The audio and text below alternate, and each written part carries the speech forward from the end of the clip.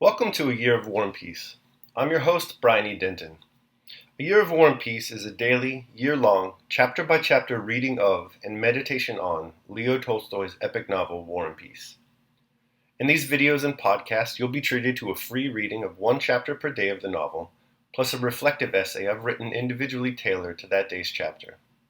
These readings are offered for free, though if you'd like to support me, you can do so in one of three ways. First, you could purchase my ebook, A Year of War and Peace. It features the entire novel, plus all of my reflective essays, and it's only $2.99 on Amazon.com. You could also become a patron at patreon.com/Brian E. Denton. If you sign up there, you'll receive a sonnet once a month, plus a link to an ebook of my collected sonnets. Finally, if you like, you can make a one-time donation to my PayPal account. The email there is brianedenton@gmail.com. You can also use that email to contact me. I'd be happy to hear from you. Your support is greatly appreciated. Today's reading and reflection is on Chapter 75. Chapter 75. Rostov's share in Dólokhov's duel with Bezúkhov was hushed up by the efforts of the old count, and instead of being degraded to the ranks as he expected, he was appointed an adjutant to the Governor-General of Moscow. As a result, he could not go to the country with the rest of the family, but was kept all summer in Moscow by his new duties. Dólokhov recovered, and Rostov became very friendly with him during his convalescence. Dólokhov lay ill at his mother's, who loved him passionately and tenderly, and old Mary Ivanovna, who had grown fond of Rostov for his friendship to her Fedya, often talked to him about her son. "Yes, Count," she would say, "he is too noble and pure-souled for our present depraved world. No one loves virtue. It seems like a reproach to everyone. Now tell me, Count, was it right, was it honorable of Bezúkhov? And Fedya, with his noble spirit, loved him, and even now never says a word against him.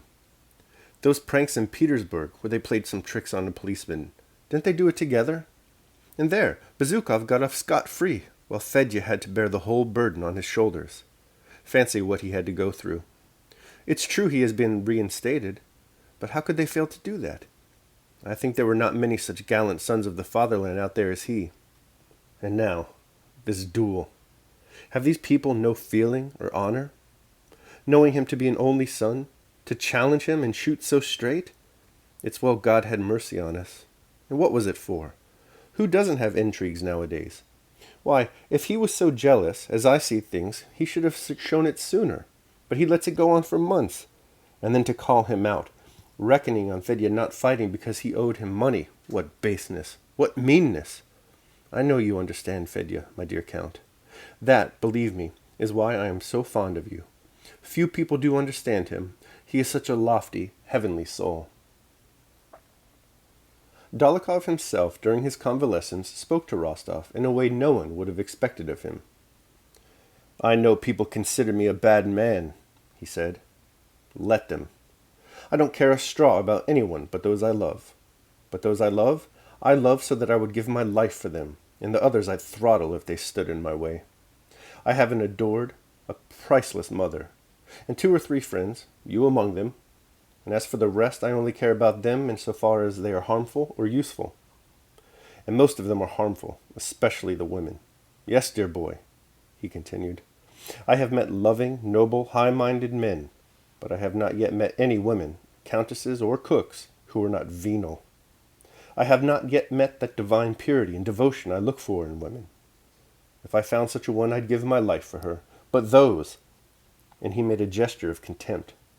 "And believe me, if I still value my life, it is only because I still hope to meet such a divine creature who will regenerate, purify, and elevate me. But you don't understand it." "Oh yes, I quite understand," answered Rostov, who was under his new friend's influence. In the autumn, the Rostovs returned to Moscow. Early in the winter, Denisov also came back and stayed with them. The first half of the winter of 1806, which Nicholas Rostov spent in Moscow, was one of the happiest, merriest times for him and the whole family. Nicholas brought many young men to his parents' house. Vera was a handsome girl of 20, Sonia, a girl of 16, with all the charm of an opening flower. Natasha, half grown up and half child, was now childishly amusing, now girlishly enchanting. At that time in the Rostovs' house there prevailed an amorous atmosphere characteristic of homes where there are very young and very charming girls. Every young man who came to the house, seeing those impressionable, smiling young faces, smiling probably at their own happiness, feeling the eager bustle around him, and hearing the fitful bursts of songs and music, and the inconsequent but friendly prattle of young girls ready for anything and full of hope, experienced the same feeling, sharing with the young folk of the Rostovs' household a readiness to fall in love and an expectation of happiness. Among the young men introduced by Rostov, one of the first was Dólokhov, whom everyone in the house liked, except Natasha. She almost quarreled with her brother about him. She insisted that he was a bad man, and that in a duel with Bezukhov, Pierre was right and Dólokhov wrong, and further, that he was disagreeable and unnatural. "There's nothing for me to understand," she cried on with resolute self-will. "He is wicked and heartless. There now, I like your Denisov, though he is a rake and all that, still I like him. So you see, I do understand. I don't know how to put it. With his one, everything is calculated, and I don't like that. But Denisov—" "Oh, Denisov is quite different," replied Nicholas, implying that even Denisov was nothing compared to Dólokhov. "You must understand what a soul there is in Dólokhov. You should see him with his mother. What a heart!"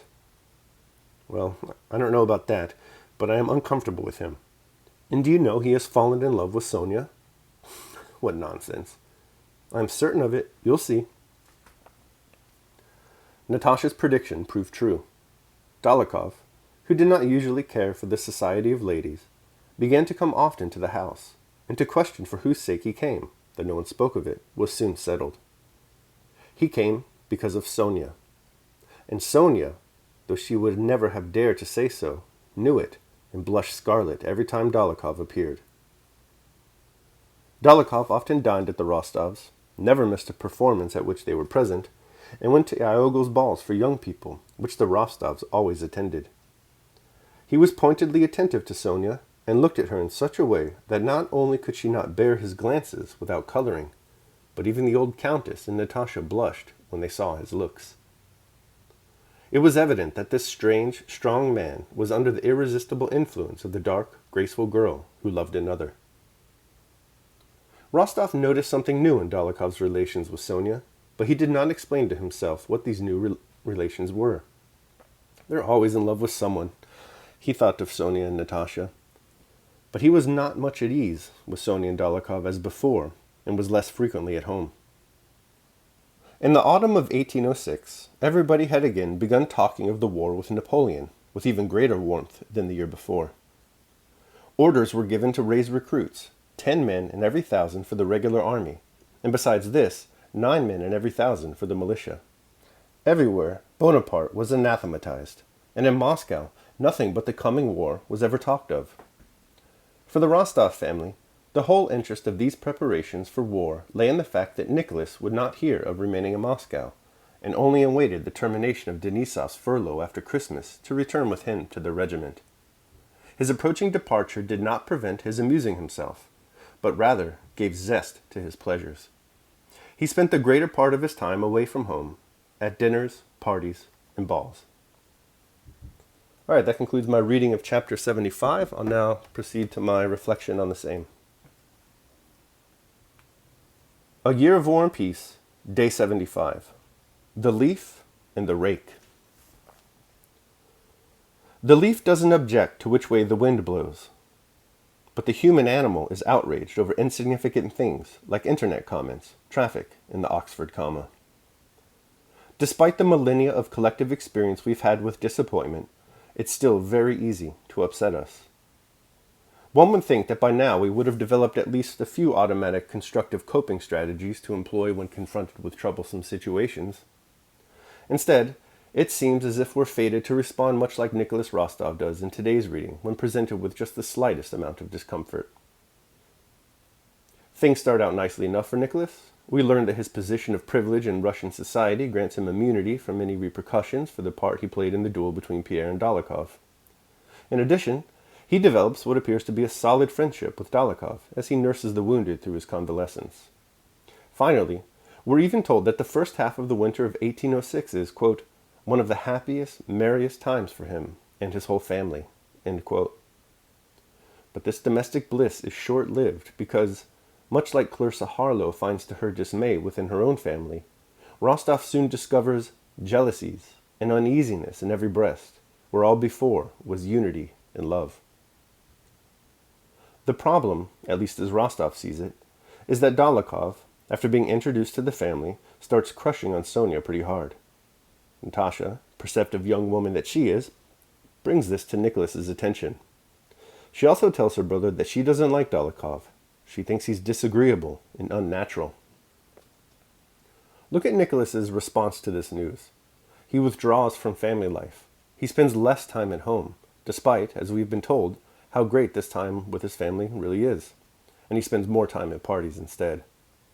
He even becomes restless to get back to his regiment. Think about that. He'd rather be at war than spending time with his family. And all just because Dolokhov likes the girl he likes. We know Dolokhov. He's been a rake from the start. Rostov knows this too, but allows himself to become upset when he introduces Dolokhov to the family, and Dolokhov does what Dolokhov is bound to do. Daily meditation. To expect bad men to do no wrong is madness, for he who expects this desires an impossibility. But to allow men to behave so to others, and to expect them not to do thee any wrong, is irrational and tyrannical. Marcus Aurelius, The Meditations. Alright, so that concludes my reading and reflection on chapter 75 of War and Peace. I hope you liked it. Thanks so much for listening. Remember that if you'd like to support me, you can do so either by purchasing the ebook, A Year of War and Peace, becoming a patron at patreon.com, or making a one-time donation to PayPal. The links to all that are below. Your support is greatly appreciated. Tomorrow we will be reading and reflecting on chapter 76 of War and Peace. I hope you'll join me. Until then, take care of yourselves and others.